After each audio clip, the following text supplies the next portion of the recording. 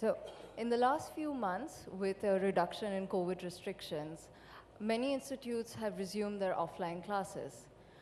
And yet, they've retained a part of their digital curriculum, creating a hybrid learning structure that is still trying to find that perfect blend between the online and the offline. It's been advocated by our Prime Minister Narendra Modi, and it's a part of our national education policy. Blended classrooms seem to be our new normal. And we're here to discuss its merits, challenges, and the future of this new learning model. If I could start with you, Ms. Krishnan, is it a new normal? Are they here to stay? And why does one need the other? Why can't we be in a purely offline mode or a purely online mode? Hi, good afternoon, everybody, and thank you for starting off this conversation. It's a difficult conversation, but a very important one, and I'm happy that we are having a conversation around this topic, because every day in school we talk about this. So to answer your question of why can't we only go back to offline, and why can't we go back to online like we did during the lockdown 2 years, I think the country as diverse as India, with the kind of learners that we have and the challenges and needs that children have, we cannot have one solution which fits everybody. No, so we have to be open as educators in this room to the idea that no one answer will be a solution to a problem that we are facing. And it is a challenge. To be able to educate our children is a huge responsibility along with the challenge. And so it is not correct to do only offline or only online. The second reason I would say that we should not be doing either or kind of a situation is because we have learned in 2 years that there is a huge advantage of bringing in technology to our learning process. We cannot unlearn or should not unlearn the advantages of bringing in technology to the classroom experience for the children. But doing that with eyes open, carefully, gradually, slowly, because there are, again, as I said, there is a diverse set of people who we are dealing with, students with diverse intellectual needs, abilities, skills, interests, and one of the two situations doesn't work. It's a great, and I want to also clarify over here that blended classrooms has always been the norm. There has always been a blended classroom. I cannot understand why are we making such a big hue and cry about a blended classroom being the new normal. We've always had blended classrooms. What is blending? Blending is coming together of two or more diverse ways of learning or doing things, right? Or either finding a solution to a problem, or doing something differently, or learning something differently. Even in your traditional classrooms, there was a set of children who would be solving a problem in one corner, a teacher would be sitting and doing a problem-solving exercise with another set of children. There would be 2, 3 who were perhaps reading or learning something on their own. So this was a blended classroom. I think we use the term blended classrooms by meaning that wherever there is a classroom or a learning situation where technology has been inputted into the learning environment, it becomes blended. But blended has always been the norm of a good classroom, of a good teaching practice. So it is there, and today the blending is happening with technology, but we have to be very careful as to not setting a norm as to this is the new blended norm. Every school, every child, every teacher, every situation, every institution has to decide what works for them and then do it. It should not be a kind of a norm that we set that this is the way you do blended learning in your classrooms. Because that is the beauty of blended classrooms, that it lends itself to diversity so well. Ms. Sengupta, would you agree to that? Have blended classrooms been around? And if they have, what has changed today? I would definitely agree with a lot of that. I was like, were you listening to me at lunch? Because this is exactly what I was saying, that a lot of terminology that we see in italics or capital letters has always been part of good teaching practice. Hybrid learning is one step ahead of blended learning. You know, we've always had industry visits, we've had school picnics, we've had nature walks. We've always included very many elements of learning into the learning process. To diversity, in fact, I will say, the addition of technology and I'm adding to what was said in the previous session as well, where you can give excellence, you can give customization, very tricky word, customization, we'll come to it later. You can give what I call wrap around learning care to a student if you are able to design your technology to meet the diverse needs. And that includes learning ability diversity, that includes neurodiversity, that includes physical diversity, that includes the distance from your learner and so on and so forth. The question is, does this come easy to us? Is it something that we can naturally visualize and implement in our classrooms? And I think one thing we will all have to acknowledge at this stage is this is a process that we are entering into right now.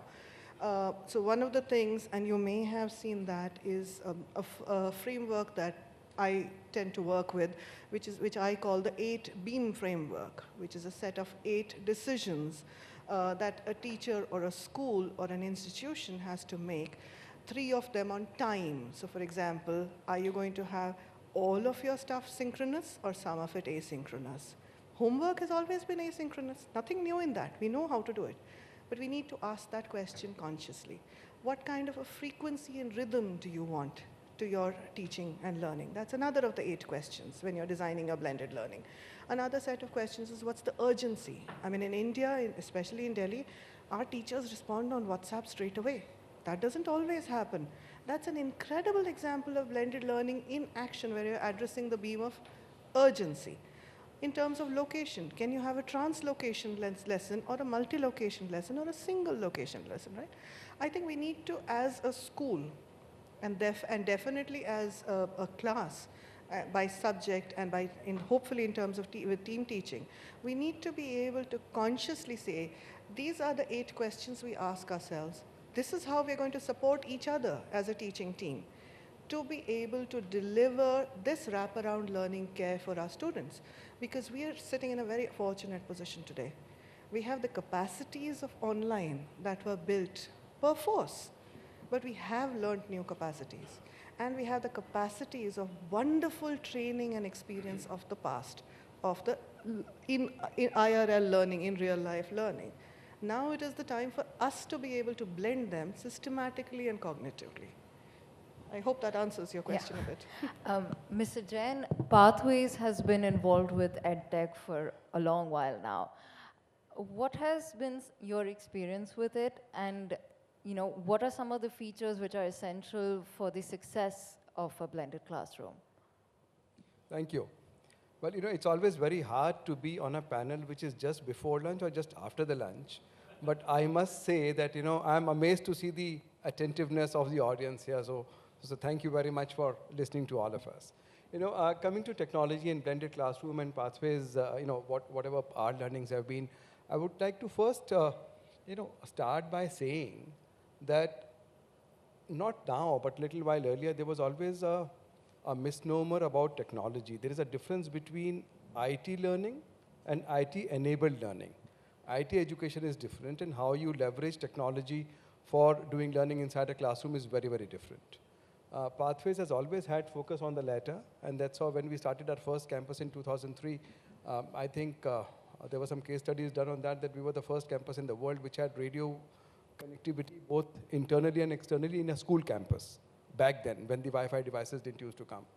So, and technology is always a means and not an end. And our experience with that has been very, very progressive. I fully agree with Mrs. Krishnan, Mr. N. Gupta, that blended learning always existed. But here we are talking about blended learning in context of technology, right? Otherwise, there are, of course, many different ways in which the learning happens inside a classroom. And there again, something, so, some wise people say that never waste a good crisis. And there cannot be a better crisis than what COVID was, right? And what amazes me is that as soon as the pandemic happened and the lockdown happened and all of us switched to online mode to interact with each other, even to socialize or to learn or to do our business or work and whatever, to my knowledge, each and every platform that we used for this, everything existed before. It's not that any new platform was found. It's just that there's a human, we are averse to experimenting new things, right? But it taught us. What it did, which is good for education, is globally there's a research and there's a survey that resistance to use of technology in educational institutions doesn't come from students, it comes from adults, globally. And what COVID has overcome is that the fear of using technology in the adults has gone. And when that has happened, how do we leverage it more? As Mrs. Krishnan very rightly said, we have such a diverse set of learners all over India, and every child has a right to learn, right? And there, I think there are enormous ways in which we can use technology. I will just say one last thing in this particular question is that, but there's one myth which I feel is a myth, which sometimes we talk about, because as humans we have a tendency of swinging the pendulum from one end all the way to the other end, all the time. When we talk about online schools, we have to be very aware about the age group that we are dealing with. Education is different at different age groups. At the age of K to 12, we are in the process of nurturing human beings, right? And we are not creating robots. We just don't have to fill information inside them. They learn as much inside a classroom as they learn outside the classroom by falling down on a play field or lending a helping hand to a friend, or getting into a quarrel with somebody, right? All that is also important for them to grow up. So I don't think online schooling is a solution or future.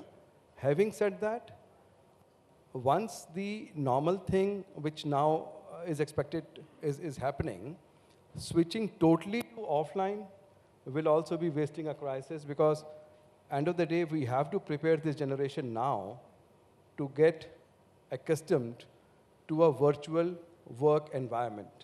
And the onus of that also lies in schools. So for example, in pathway schools, we have designated that even in a normal scenario, we will designate few days in a year as learn from home days, where asynchronous work happens. They can come to school, but they won't come to school, and we'll do online teaching. Mr. Chatterjee, in a country like India with its economic, cultural, and geographical diversity as well, how do we equip our teachers to adapt to this new normal? And what are the sort of stumbling blocks for teachers in blended learning? Well, thanks for asking this question. I think my view would be slightly different from the eminent practitioners here. So, but thankfully, as an organization, we have always believed in working with teachers.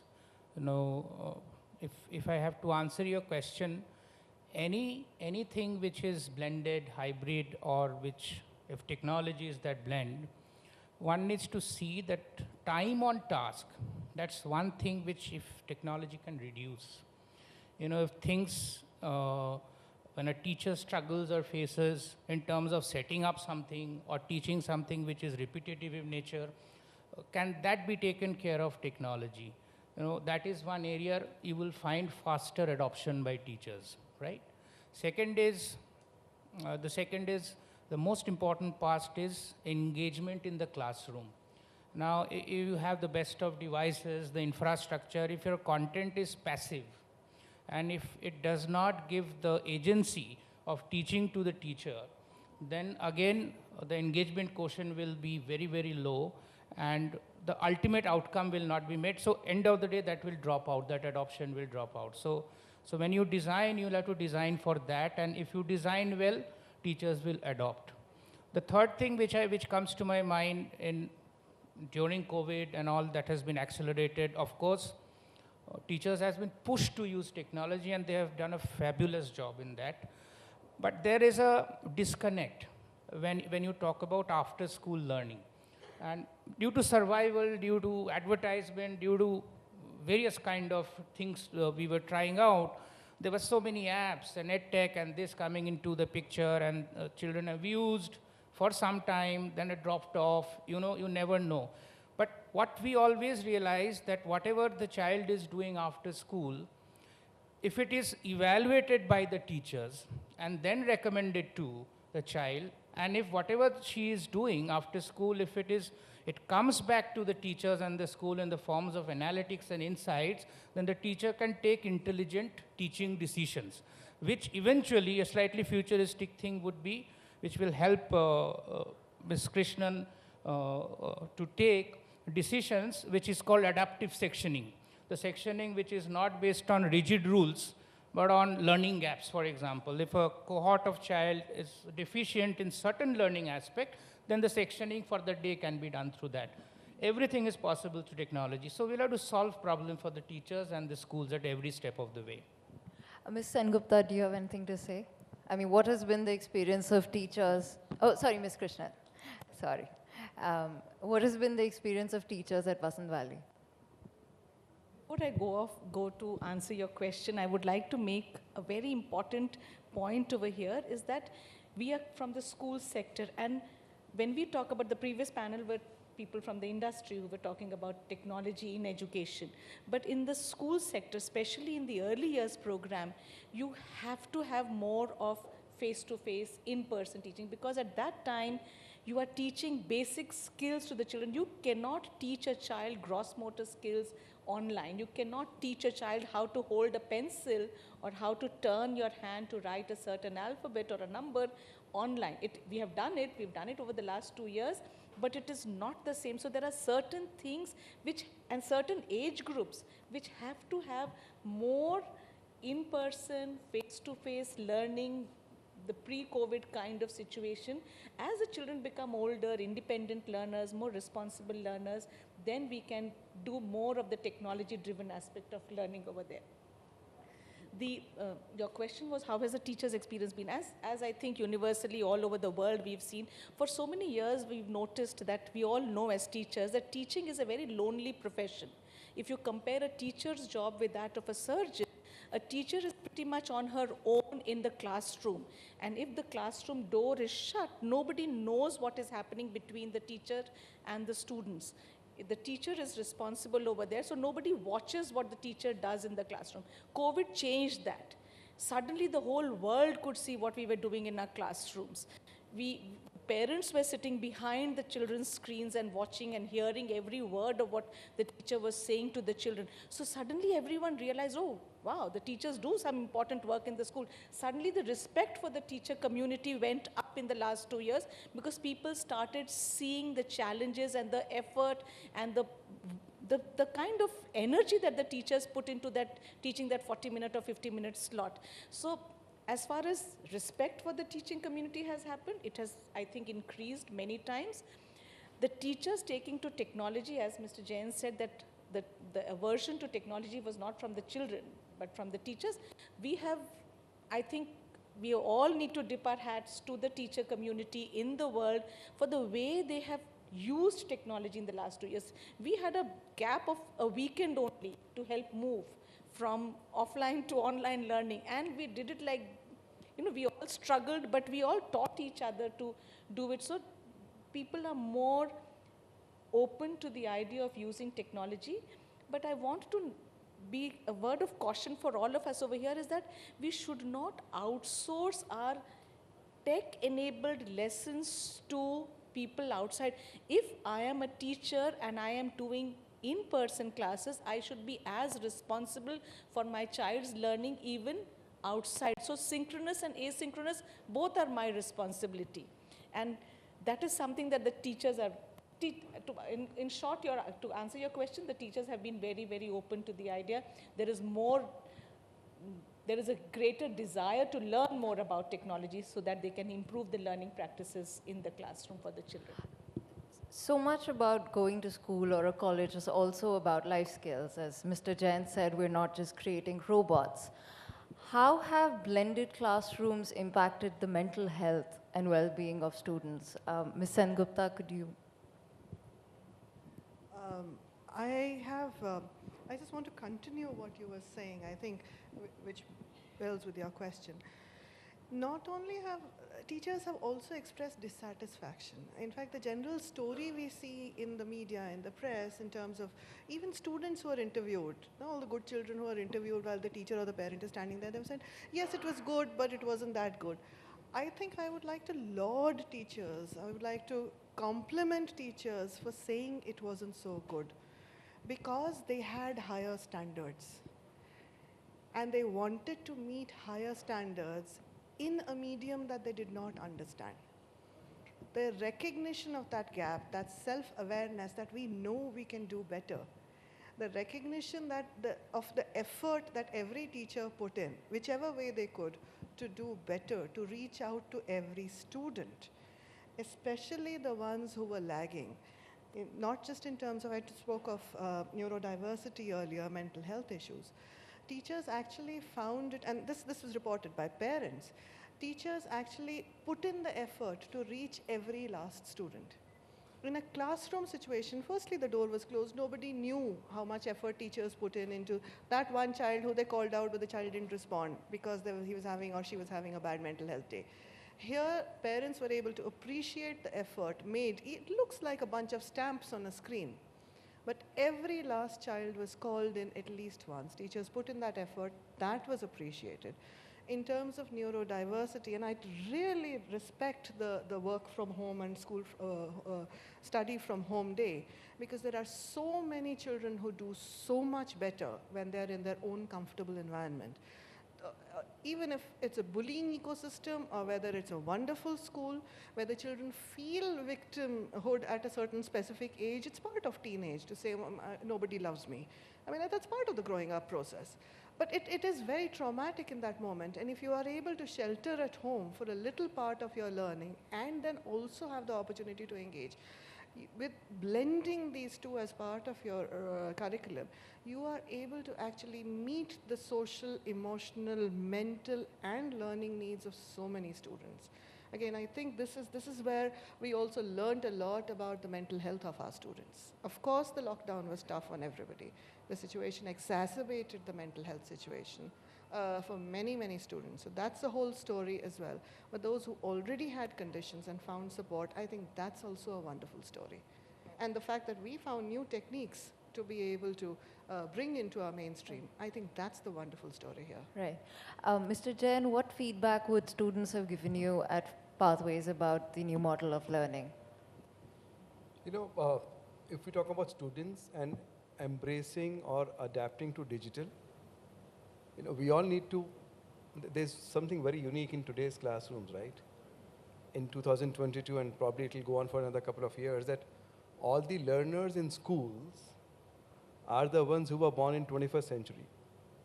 And all the teachers are the ones who were born in 20th century. It's not just a flip of a millennium, you know, it's a huge shift of the digital revolution. So, you know, in terms of the embracing digitally, children did it beautifully. But yet, what impacted, you spoke about mental health, you know, Ms. Sengupta also spoke about that. I'm sure Ms. Krishnan would agree with me that, you know, when the schools resumed after almost 2 years of lockdown, though, you know, in the middle we had few patches when students could come, depending on different age groups, the way these children would conduct themselves socially or in a group with their peers, in a classroom, outside the classroom, it took time for them to recalibrate things to where they had left.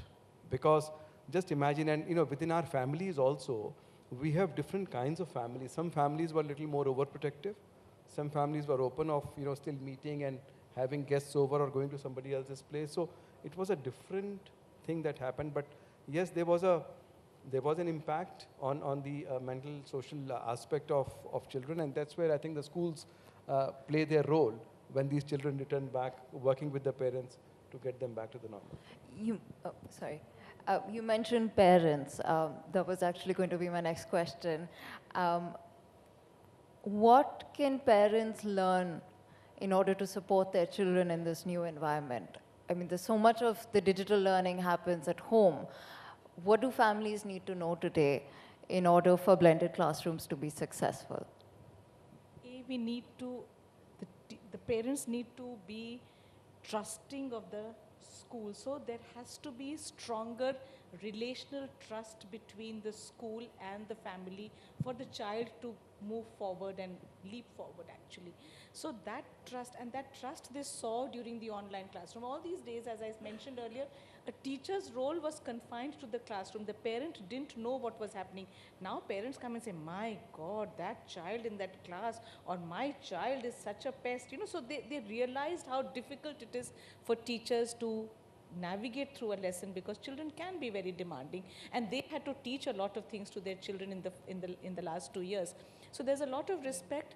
Parents need to be more But the trusting. teachers are also under scanner sometimes. They're always brutally, under a scanner, always. Every little word, it is good, but also bad in many ways. But I think parents need to trust the school, the schools, the teachers more. They cannot learn technology. We cannot even try to make an attempt to keep pace with our children as far as learning technology. As Mr. Jain said, we are born in the 20th century, these guys are born in the 21st century. They're always going to be many, many years ahead of us, many steps ahead of us.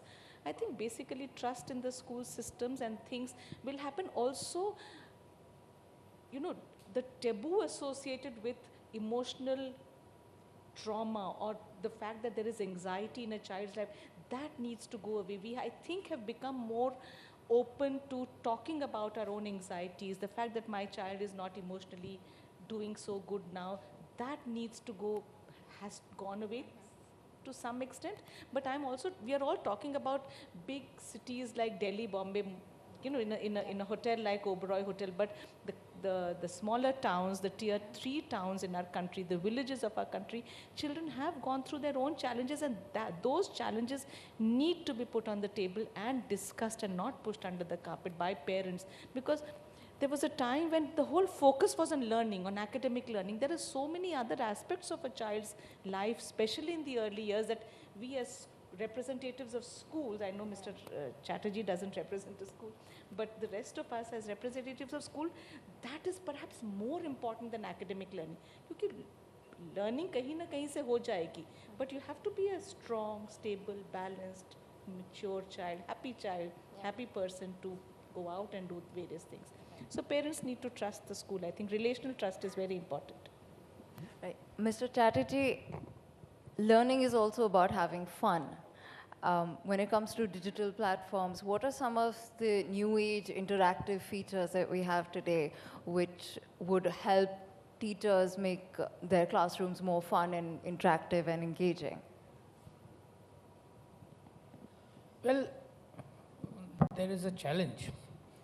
With digital platforms, you can get lost with vanity metrics.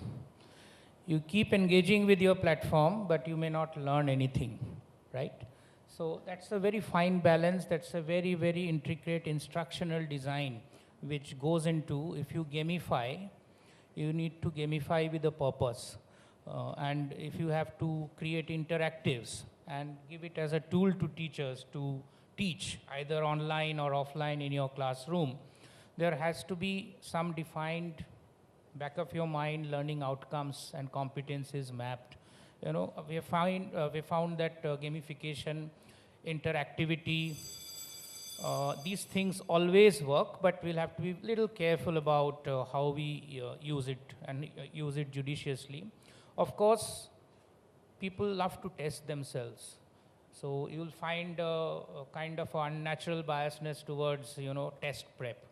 They would like to practice. So these are the areas where, technology can really, really improve the aspect. Right. I think we're almost out of time. If there are any questions from the audience?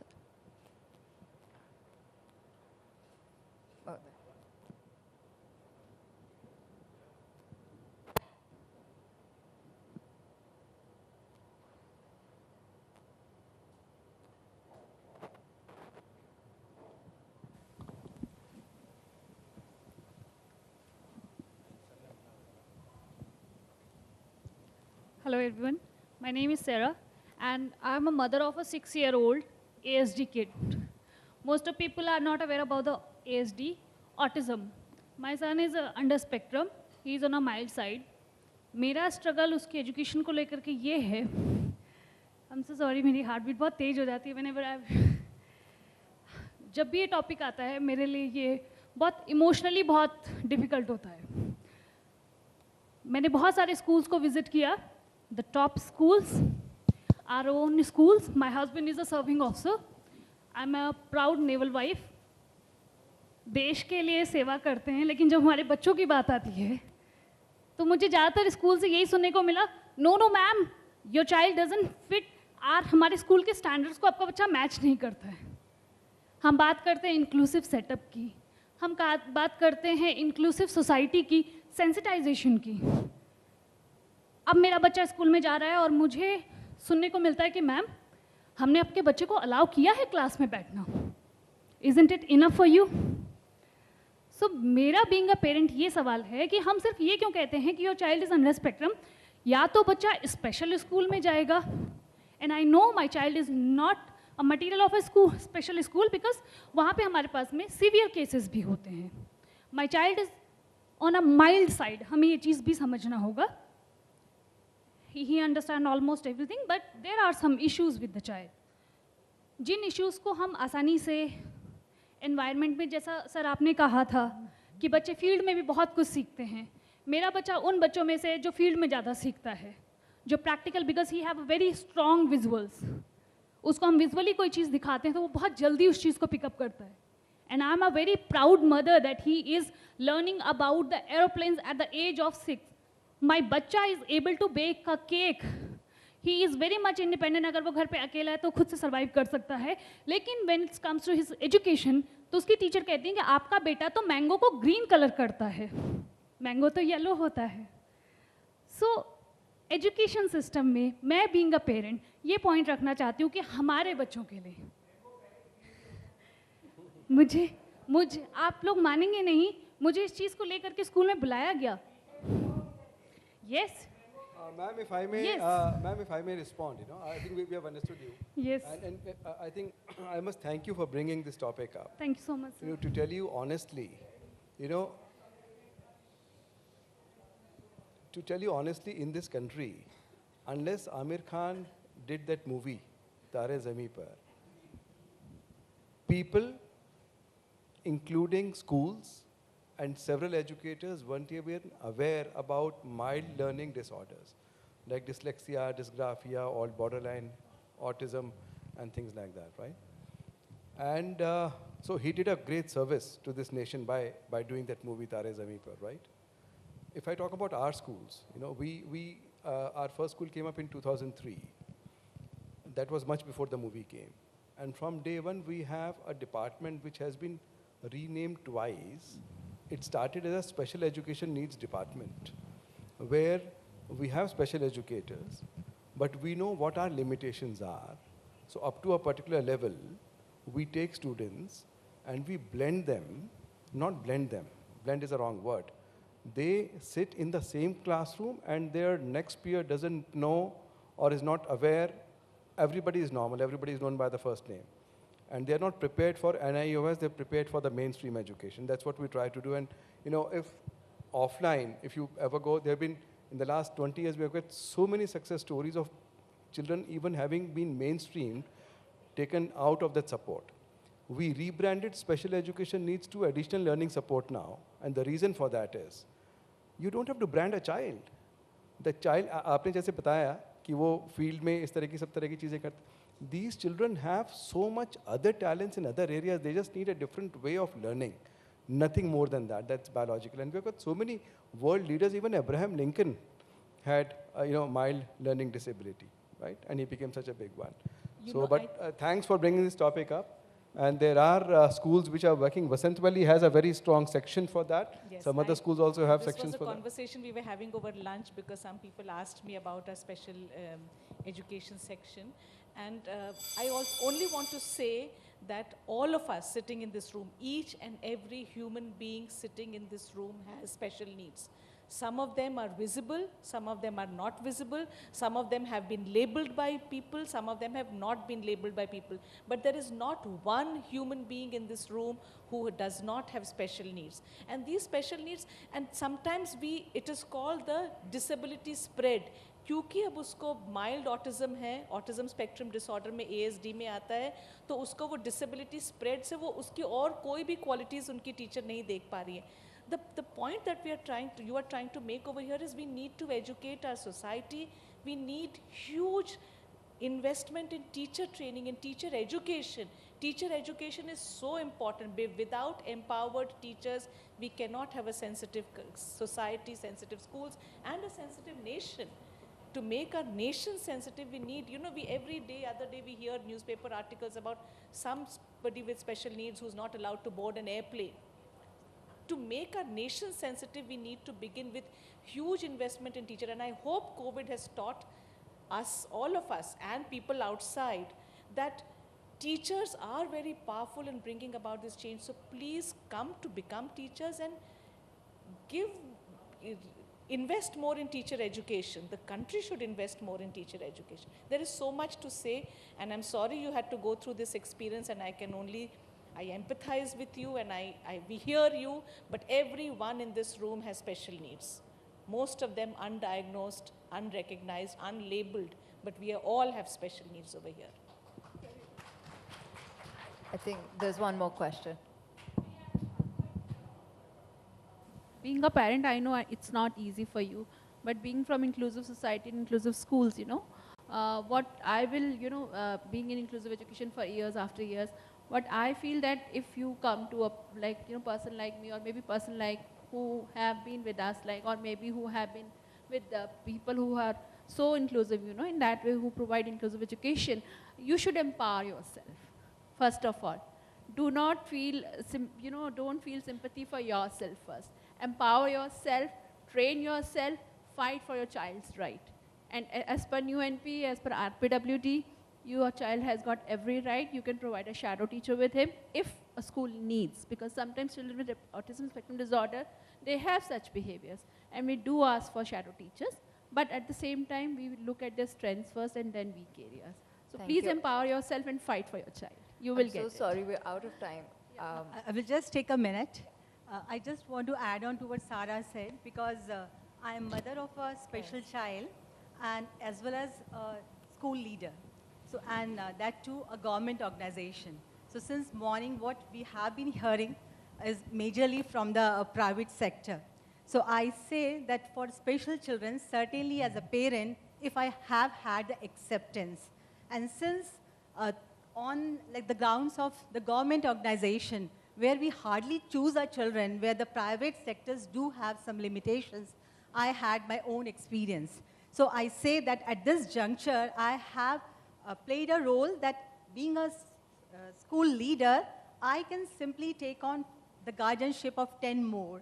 And the way a leader can make out a change in the society, nobody else.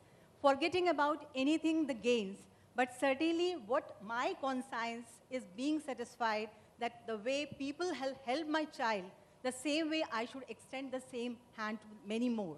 So that's the way we can bring out the change. And there are many ups and downs, there are many of the things, but at the same time, there are many, many stakeholders who come in your way to pave the way for your child, to make him at least a respectable human being in this society. Thank you. Thank you. Thank you for sharing that. As we have just discussed, blended classrooms really have the power to expand the joy of learning.